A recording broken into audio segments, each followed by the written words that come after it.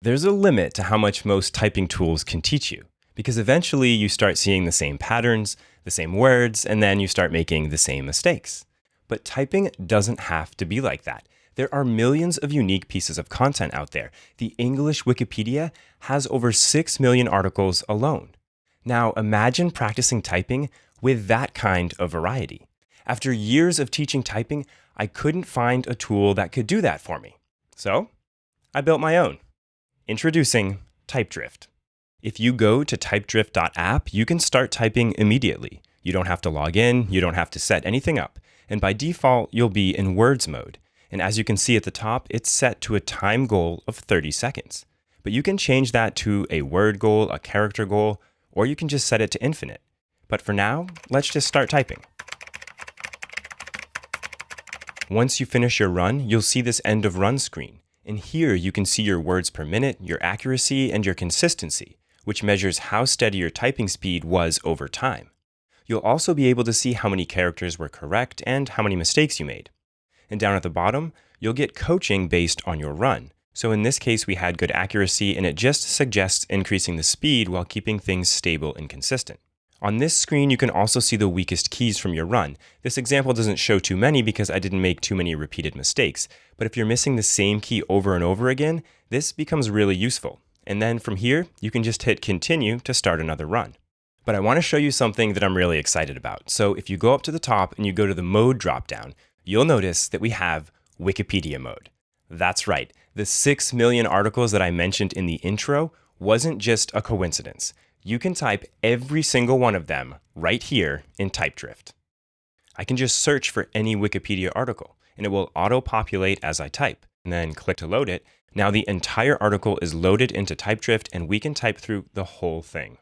So instead of typing the same thing over and over again, you essentially have access to unlimited real-world content. And this can be really useful because Wikipedia is full of punctuation, numbers, symbols, all sorts of things that people type on a regular basis. And you can keep it varied and unique each time, which is also better for your practice so you're not getting some bad habits with a small set of words that you're practicing. While still in Wikipedia mode, at the top, you can change your goal. By default, it's set to infinite, so you can type the whole article, but you could switch it to a timed test here as well. Going back to the mode dropdown, we have letters mode. Now, a lot of people think that typing letters jumbled like this is just for beginners, but I would actually challenge the total opposite. You see, once you become an advanced typist, you have memory and muscle memory of a lot of common words. So there, then, that, he, she, it. You don't have to really think about the individual letters of those words. It just comes out with your fingers automatically. But if you were to take a word like there, and you were to just jumble the letters, so, H, T, R, E, E, or something like that, I bet it would be harder for you to type than just typing there because you're not as used to it. So I would challenge some of you more advanced typists to come in here to letters mode in TypeDrift and see if you can get the same speed and accuracy that you can when you're in sentences or words mode. I think it might be quite a challenge. Then there's sentences mode. This is where you can practice typing full sentences. I've spent a lot of time on this part of TypeDrift. It's a very advanced algorithm that generates these sentences. It's not AI. I actually connected to an open source list of words that are commonly used, at least for the English language. And then I created an advanced algorithm that has hundreds of different situations and schemas and things that can happen. So my goal is that it's very emergent and that you don't see the same prompt over and over again, at least hopefully not. When you're in sentences mode, by default, you'll be using the general theme. Free users also have access to the travel theme, which has more traveling situations. And then if you do decide to upgrade to a pro account at some point, you'll have access to a number of other themes that you can use here in sentences mode. But for now, let's take a look at the TypeDrift settings, which you can access by going up to the top right and clicking on the gear icon. At the top, you can customize your active keys, so you can click any key to enable or disable it. And you can also use the presets down at the bottom. So you can just enable the home row, or you could enable the home row plus index fingers or the full keyboard, and so forth. Now remember, if you go into sentences mode, it will automatically enable the full keyboard for you, allowing you to type the sentences. But in letters mode and words mode, you can customize the keyboard to however you'd like. If you scroll down even further in settings, there are some typing behavior options. So you can enable or disable using backspace. You can make it so that TypeDrift will repeat the same prompt over and over again. And you can disable semicolon hardcore mode. We don't use semicolon all that much nowadays, so by default in TypeDrift, it's disabled, but if you do want to use it and type it, you can just go into the settings and enable that feature. There are also some appearance options in the settings, and by default, the default theme is my favorite, Nordic Ember, but you can change that in here as well. I do plan on introducing some additional themes in the future, so you can look forward to that. You can also customize your caret style, thickness, and blink speed if you'd like to. And then down at the bottom of the settings, I have links to all of my typing lessons. Each lesson includes an article on ansonalex.com and a video from my YouTube channel, all for free. People have been watching these lessons for years. They've received millions and millions of views. So if you're really looking to advance your typing skill, I definitely recommend that you check those out as well. Below the typing lessons and settings, we have Accelerator. Now, Typing Accelerator is the structured course inside of TypeDrift. It's available for pro and education users, and it walks you through each key group with drills and progression stages. Each stage has requirements that you need to pass. At the end, you'll get a certificate of completion, which can be verified by QR code right on the TypeDrift website. So this is great for students or people who are working in a job where they need to have a certain typing speed or accuracy. You can go through Accelerator, get your official certificate, and send it to your boss, your employer, or your teacher. And I also want to mention that Accelerator has different speed tiers. So the first time you go through Accelerator, there's no speed requirement. It's all about accuracy. But once you complete it the first time, you'll have the opportunity to do it again, but with certain speed requirements. And each time you complete it in a new speed tier, you'll get a new certificate that you can share, either just with your friends and family or with your instructors or your employers. In the future, I also plan on having an administrative side of TypeDrift where typing teachers and instructors could manage all of their students, see their progression, get their official test scores automatically submitted, things like that. So look forward to that in the future as well. But for now, let's head back to the homepage because there are a couple things that I want to talk about there. First of all, to the left of the typing area, we have a quick actions area that has a number of different buttons. The first button, the one that looks like a lightning bolt, allows you to enable or disable weak key focus. So if you're in words mode or sentences mode and you want to focus on your weakest keys, you can use that feature. From here, you can also enable or disable uppercase and lowercase. You can enable and disable numbers, punctuation, and symbols. Now, like I mentioned, if you disable symbols, it will kick you back into words mode because you can't do sentences mode without having symbols enabled. So just be aware of that. At the bottom of the quick actions, there's also a keyboard button, which gives you quick access to all of the presets that we looked at earlier in settings. And it's just a place where you can change your keyboard on the fly. Now, if you scroll down the page a little bit, you'll see some detailed statistics regarding your typing practice. You can see what your accuracy and speed are for today compared to the previous day and how much time you've actually spent practicing. And there's also a link there where you can click to see even more detailed stats about your typing. Scrolling down a little bit further, we have a key heat map.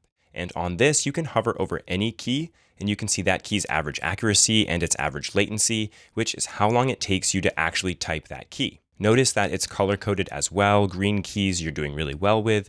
Yellow keys you might need a little bit of work on. And red keys, yeah, you should probably focus on those ones quite a bit. And it's actually kind of interesting because I've discovered here in TypeDrift that one of my weakest fingers is my left index finger, which doesn't really make sense because it should be one of my stronger fingers. But what I've noticed is that I kind of use it as a utility finger, where if I'm getting into trouble on the keyboard, it's ready to act. And so it's not really going back to its home row spot as much as it should, which is making it actually not ready for the next key, even though it's kind of like, where am I going? Where am I going? It seems like it's ready, but it's not. And so focusing on bringing that back to the home row has actually helped increase my own typing speed. And it's something that I discovered using my own platform, TypeDrift. Scrolling down a little bit further here on the homepage, there are a number of charts that show your progress over time, and you can hover over these charts to see how you're doing. Below that, you can see all of your recent sessions, and you can click on any session to see the end of run screen and how you did in that particular run. And then at the bottom, you can see we have achievements. There are over 100 achievements here in TypeDrift. Every time you unlock an achievement, you also gain a level. And you can see that at the top right in the little profile icon, which we'll look at in a minute. The achievements tend to scale over time. So if you're a fast typist and you do your first run here in TypeDrift, you might unlock 20 achievements in that first run. But as you continue, it will get harder and harder. I think the most that I've gotten to is like level 68 or so, but I've had to reset my accounts multiple times, and I do have multiple accounts, so I might be in the 70s if you combined them all. But If there's anybody out there who is already over level 70, I'd love to hear about it and maybe feature you in an upcoming video as the highest ranking TypeDrift user right now. Because on that note, this is the official public announcement of TypeDrift in this video, but TypeDrift has been available for about 4 months now, and it's had thousands and thousands of users. I think people have completed over 50,000 typing sessions by now. So it's really nice to see that a lot of people have already been testing it out. I've seen classes come in where I see 30 people all of a sudden jump on the platform at once for an hour and then they get off and I'm like, oh, that must be a class. So hopefully this video will help let even more people know about the platform, which will give me more space to continue to develop on it and make it even better. And actually on that note, there's another feature of TypeDrift that I think is pretty unique, and that is the fact that you can use TypeDrift on your mobile phone. So just go to typedrift.app in your mobile browser. It's totally responsive and you can just start typing just like you do on desktop. Just be aware though that your typing speed and accuracy on your mobile phone are going to be quite different than it is on your desktop. So for now, you might want to use separate accounts or just don't log in on the phone account so you can test it out and see how it works and it won't save to your main account. In the future, I do plan on adding a feature where TypeDrift automatically knows whether you're on desktop or mobile, and it will automatically separate those statistics for you so you don't have to do it manually. But just be aware of that for now. But now let's go ahead and shift over and take a look at the profile section. We can access that by going to the top right and clicking on the profile icon. From here, you can change your name from the default typist1, and then you can sign in with a Google account or an email address. Signing in with an account allows you to back up your statistics and log in with the same account on any computer in the world and just continue where you left off. If you don't sign in with an account, you can still use TypeDrift, but if you clear your cache or do some computer updates, it could clear all of your data. So be aware of that. There are also some buttons at the bottom of profile here where you can either import or export data. So you could export your data as a backup or just to bring it to a new computer if for some reason you don't want to log in with an account. So just be aware of that. Now, I've mentioned it a couple of times, but there's also a pro version of TypeDrift. Right now, that essentially gives you access to the additional themes for sentences mode, and then of course, Accelerator. And here in the profile section is where you can manage your TypeDrift account. So whether it's a free account, a pro account, or an education account, you can manage it all right here. And if you want, you can cancel at any time through the Stripe billing portal.